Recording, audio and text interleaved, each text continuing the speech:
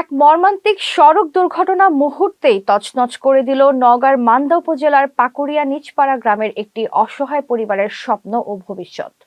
টাঙ্গাইলে ভয়াবহ ট্রাক দুর্ঘটনায় প্রাণ হারিয়েছেন দুই সহোদর মাইনুল ইসলাম ও গিয়াসউদ্দিন।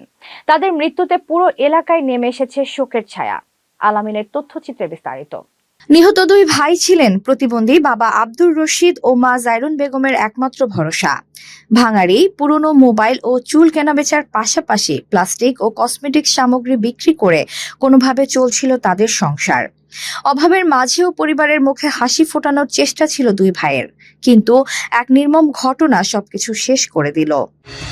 ঘরে বা ইন্ডাস্ট্রিতে ম্যাগনেস্টার কেবলস, বিশুদ্ধ কপারের নিরাপদ কেবলস, আপনার নিরাপত্তার সঙ্গী।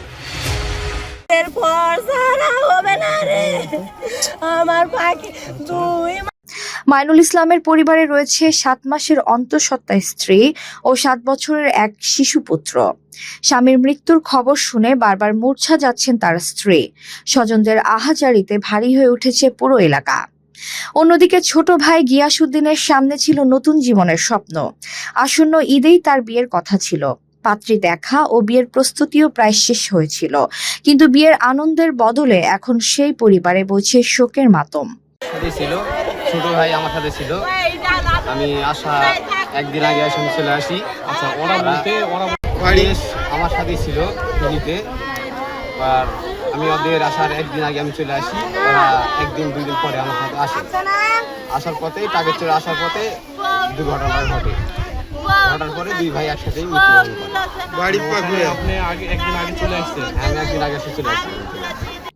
সবচেয়ে বেদনাদায়ক বিষয় হলো, নিজস্ব কোনো জমি না থাকায় সরকারি কবরস্থানে দাফন করা হয়েছে দুই ভাইকে। প্রতিবন্ধী বাবা মা এখন দিশেহারা। যাদের কাঁধে ভর করে বেঁচে থাকার স্বপ্ন দেখতেন, এখন দুই সন্তানই আজ চিরদিনের জন্য নিথর। এলাকাবাসীর মুখে এখন একটাই প্রশ্ন, এই অসহায় পরিবারটির দায়িত্ব কে নেবে? অনাগত সন্তান ও অবুঝ শিশুটির ভবিষ্যতের কি হবে? নিহতদের রেখে যাওয়া ঋণের বোঝাই বা কিভাবে সামলাবে পরিবারটি? HPL UPVC pipe and fittings, শক্ত, মজবুত ও দীর্ঘস্থায়ী, এক পাইপে জীবন পার।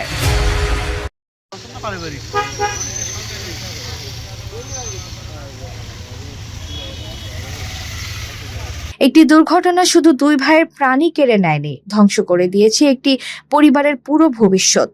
পাকুড়িয়া নিচপাড়ার আকাশ বাতাস আজও যেন সেই বুক ফোটা কান্নার সাক্ষী হয়ে আছে। মা হচ্ছে প্রতিবন্ধী, বাপ হচ্ছে বুয়া। আমরা হরেক মালের ব্যবসা করতে নোয়াখালী থেকে আসতে লাগে টাঙ্গাইল ভুয়াপুর, গাড়ি অ্যাক্সিডেন্ট করে মারা যায়। আর গিয়াসের রয়েফের 7 মাসের বাচ্চা আছে এবং একটা সন্তান আছে 7 বছর বয়স হবে, কিন্তু এদের দেখার মতো কেউ নাই। এই যে প্রতিবন্ধী এবং বুবা লোক, এদের দেখার মতো কেউ নাই।